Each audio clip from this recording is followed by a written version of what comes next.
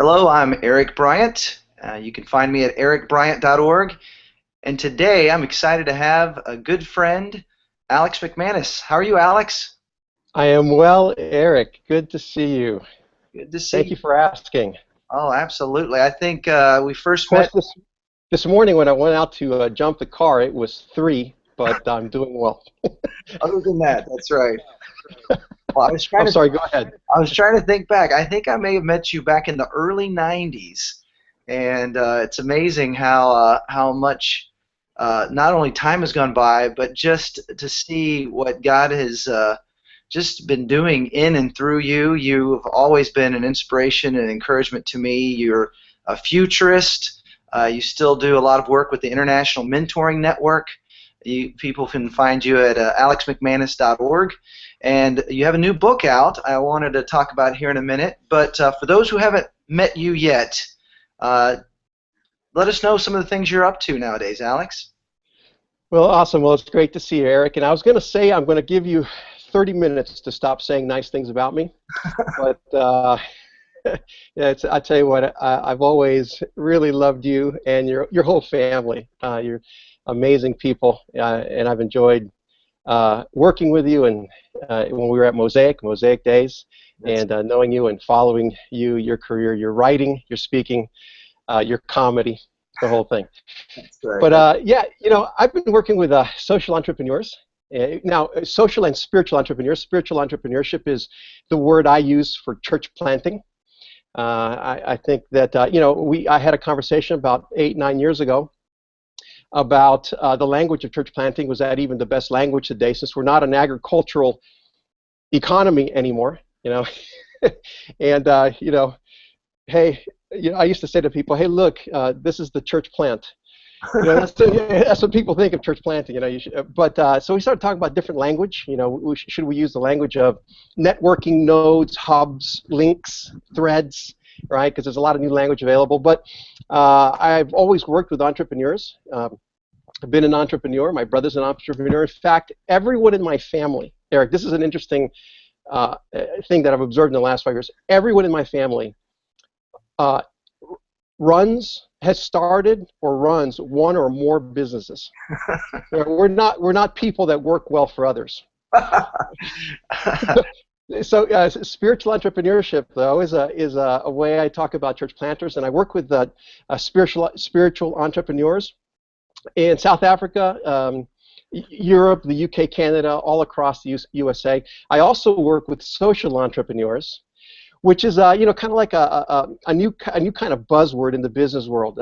Usually, when you think about business, they talk about the bottom line. What's the net profit? And they talk about the double bottom line. The gross profit. They talk about the double bottom line, the gross profit, what we take home, the net profit. Net profit, what we take home, gross profit, the full amount that we bring in. But now there's the triple bottom line, which is social good. Are we not just bringing in revenue that we can take a portion of that and deposit in our own bank accounts, but are our efforts actually doing something good for the community, right? Because there will always be people who earn their living on the vices and vulnerabilities of others. Mm.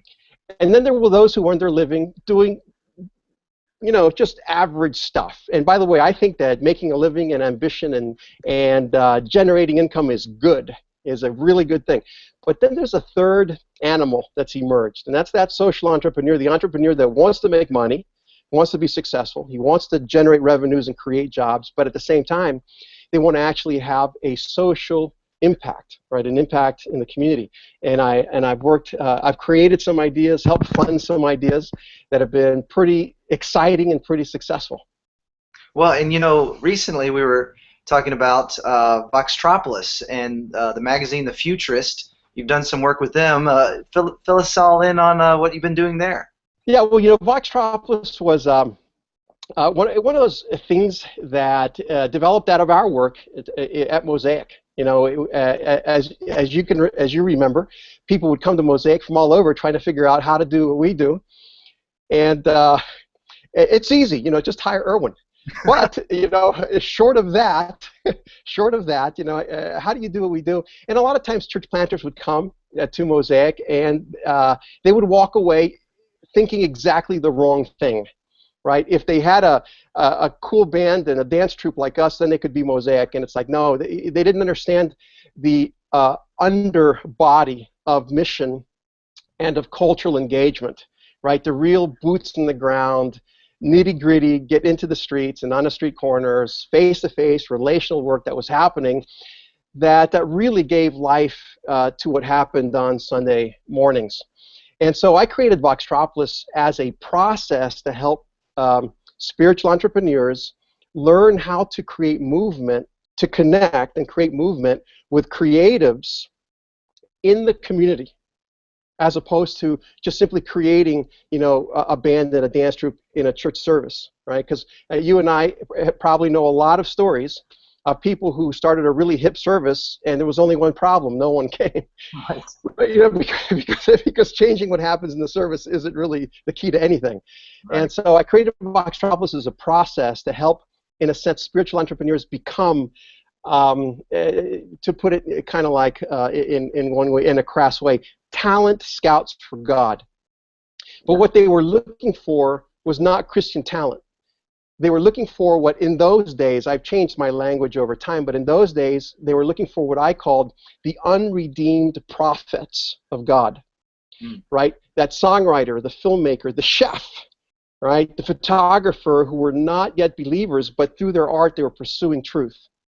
And the whole idea was training the social entrepreneur to create experiences that would create awareness or raise money for some social cause, and use that experience as a venue for giving these unredeemed prophets voice.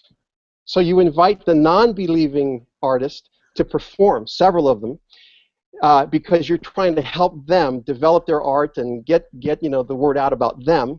But at the same time, they're helping you create awareness about some social good. So it was a discipleship process all the way around. It just didn't necessarily start with Christians and the church. Yep, that's right. All I've right. seen it firsthand, and it was always amazing to see folks that you could get involved in, like you said, doing social good. I mean, it's something that, whether someone believes or not, we can do good together.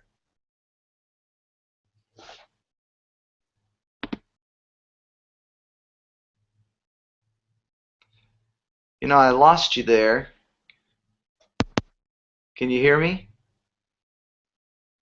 Oh, did you just put those headphones in, or were they in earlier?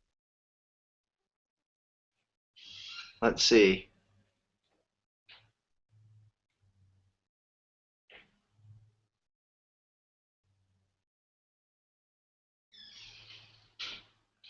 Oh, shucks, I can't hear you.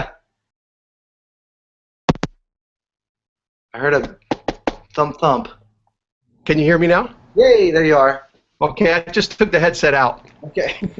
So yeah, I was just saying that I've seen it work, and I've seen, whether we were in Los Angeles or Toronto or all these different places. And so how did Futurist, the magazine, pick up on this? Well, it's funny. The Futurist is really designed to try to help culture and business, government, lead from the future. In other words, lead with a mind towards the future we're creating. Because sometimes we lose the awareness that the humankind is a very powerful species in the world, and that our imaginal capacities enables us to dream of a future and then create it. Right, it's what we call, it's what in strategic foresight they call the preferred future. Because one of the things about strategic foresight, or about thinking about the future, and I cover it in my book Makers of Fire, when I talk about Cain, right, the brother of Abel, that when Cain set his mind to kill Abel, he had in mind a particular future, right, a future that didn't include Abel, right, which made Cain happy, but would have made Abel very unhappy had he known it. But God approaches Cain and says, are you there? Oh, yeah. Okay, it's funny. Okay, yeah, God approaches Cain and says, be careful what you're planning, right? Be careful what you're planning, because if you do that, sin's waiting, right, to jump on you. And so God actually offers Cain an alternative future, right? One in which Abel lives and Cain escapes the evil passenger that's waiting to jump on him. And so from that moment, we know that there's no such thing as the future. There are only the futures, plural, alternative futures. And of all the creatures that God created on planet Earth, we are the ones that actually are able to imagine plural futures, alternative futures. And from those possible futures that are before us, we can actually create, through our choices and actions and decisions, what's called a preferred future, right, in the discipline of strategic foresight. In the leadership literature, they call this vision. Right, so vision is something you and I are really familiar with. We talked about it a lot at Mosaic. Anyone in leadership talks about vision, right? And so vision is a way of seeing the invisible, a desired future, and a way of communicating it in such a way that you create a community of vision that through communal actions can work to bring that future into being, making the invisible visible. That's what we talk about when we talk about the preferred futures. So in terms of the futurist, my work through Voxtropolis was really about creating a common platform that would call communities to be more creative. And what that means is to recognize the power of choice and to be spiritual, by which I mean, and to recognize our responsibility in making the future that emerges, in creating the world that emerges. And so creativity, the power of choice, spirituality, responsibility for the choices we make.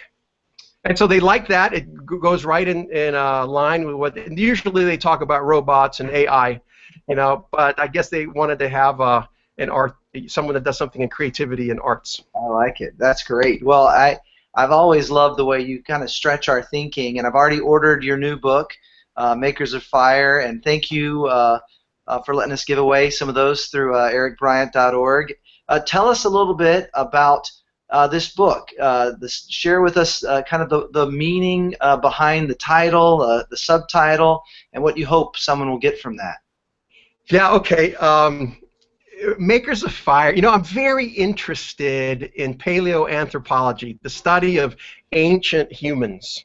All right, not historically ancient people, but the people before history. Right, and I've always been fascinated by the thought of how did we first discover fire? The Greek myths tell us that Prometheus stole fire from the gods and then gave it as a gift to man. Some people say that we became human when we first discovered fire. But in terms of just the real nitty-gritty, how did our species, at the very dawn of human history, how did we discover fire?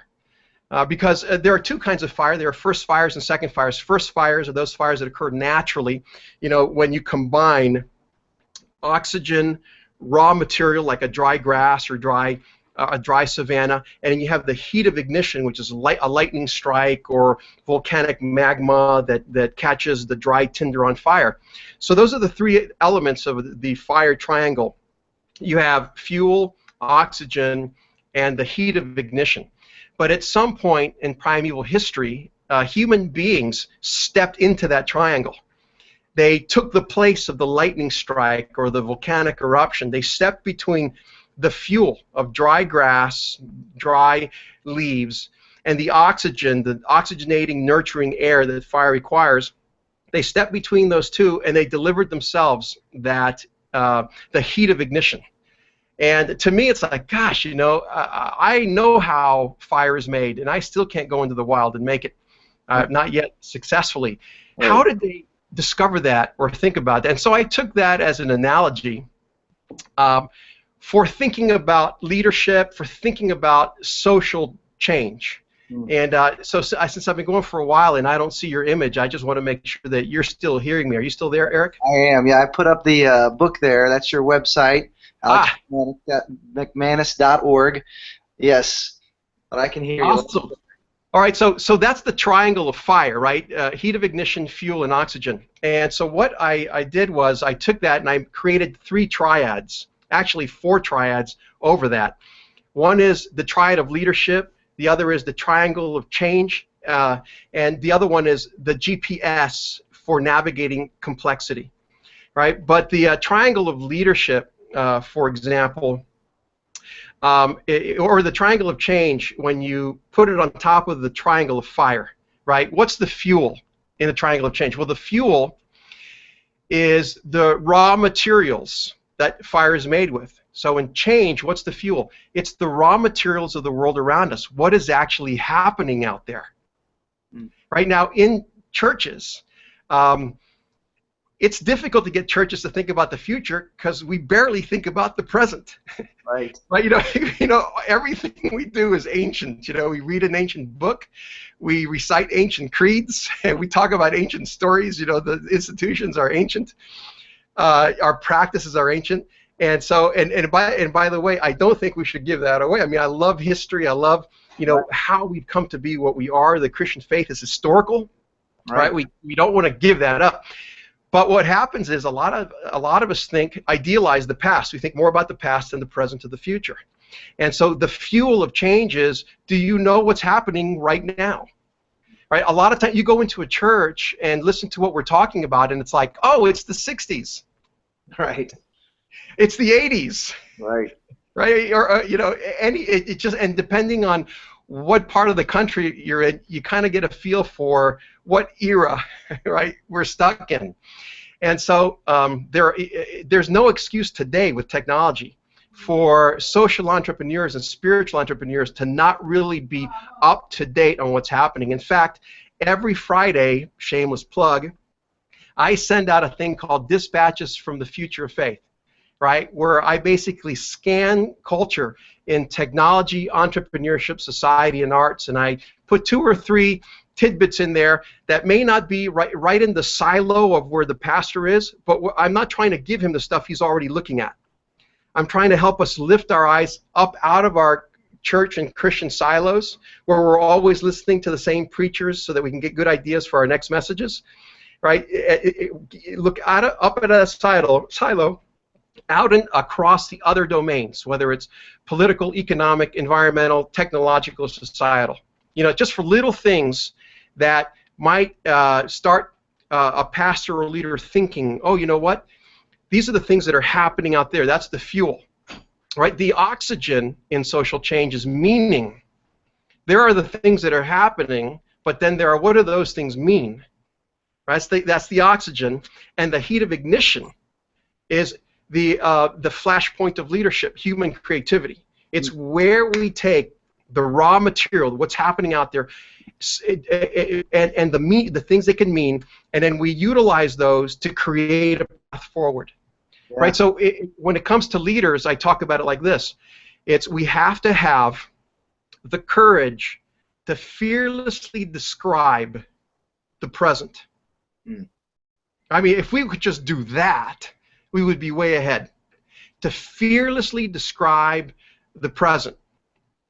Then the second part of the triangle is to wisely discern the meaning. Like, what really does this mean? What is the meaning here? What is the thing that people are wrestling with at the heart level because of these things that are happening? Right? And then the third part of the triangle is to creatively discover and develop new paths forward. Right? So it's describe, discern, discover. So that is the triangle that a leader needs to follow in order to lead from the future. A lot of times people think that leading from the future is about predicting the future. In fact, I want your audience to really get this. We cannot predict the future. And futurists don't really predict the future. Really, strategic foresight or thinking about the future is about being aware of the present in such a way that you're able to draw implications about where this might be leading us. Yeah. And then being able to speak into those implications if we don't like the future it's creating. Now, let me tell you, this is a critical thing for church leaders, for any leader, Christ-following leader across the country, and I know that your audience is international, that the future doesn't just happen. Right? There are people, ambitious people, visionary people who make futures happen, and we need to be among those, right? Because if we don't, we will see a future emerge that we don't like. right? But we can. But if we start fearlessly describing what's really out there, discerning the meaning of these things, and then beginning to discover and deploy new paths forward, we can actually say, this is what's happening, this is what it means, this is where we need to go. Right? This is the direction that we need our church, our community, our neighborhood, our country, our world to go. That's great. Well, the book is Makers of Fire, The Spirituality of Leading from the Future. Of course, you can get that on Amazon.com. You can get that on your website, I imagine. And how can someone get the newsletter? I get it every Friday. Is that from your website as well? VIMN.com. Excellent. I'll put that VIMN.com, THEIMN.com. They can sign up for the newsletter there. You know, I don't have it on my alexmcmanus.org. I should put it on there too. But they can get it at alexmcmanus.com. I mean, VIMN.com. And every Friday what I do is I send out what's happening in the world right now. And it's just like a scan. I put links to different articles, to different websites, different things that are developing. In tomorrow's, in fact, I have a couple of trends that I think we will see emerge in 2015. And when I say emerge, there's what we call an awareness threshold, and this is a threshold of visibility that when a topic or a product or service is below the awareness threshold, what that means is that it's not widely known except to maybe people in that particular domain or in that particular niche industry. But then all of a sudden, when it comes above the awareness threshold, all of a sudden we see it and go, look, this is something new, but really it's been in development, you know, for 5 or 10 or 15 years somewhere else. Right. So there are some things that are going to be coming above the awareness threshold in 2015. I write about it, and it'll be in tomorrow's newsletter.